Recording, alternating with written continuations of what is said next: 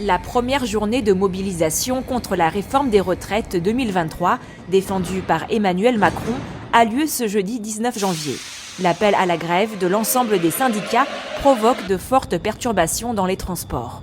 Le trafic des métros et RER est extrêmement perturbé, et bus et trams également, mais plus modérément.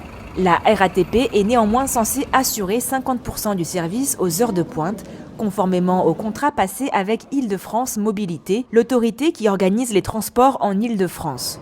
Pour cela, elle dispose d'une équipe de secours, un dispositif que les syndicats contestent régulièrement, y voyant un moyen de casser la grève. Sur le métro, cette réserve générale comporte une cinquantaine de conducteurs capables d'être dispatchés sur tout le réseau. Sur les RER, il s'agit de cadres qui bénéficient d'une formation régulière et d'une prime mensuelle. Mais ces quelques dizaines de conducteurs ne suffisent évidemment pas. D'autant plus que les conducteurs réguliers sont attachés à leur ligne.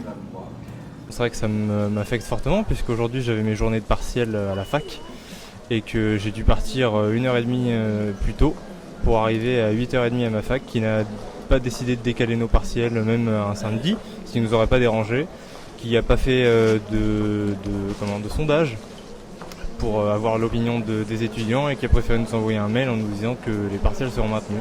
Donc effectivement ça m'affecte un peu, mais je trouve que c'est respectable de faire la grève et que j'en veux absolument pas aux grévistes. Comme tout le monde, je suis aussi gênée, mais qu'est-ce que vous voulez? Il faut trouver toujours des solutions. Et donc, je pris 2 heures en avance pour aller à ma destination.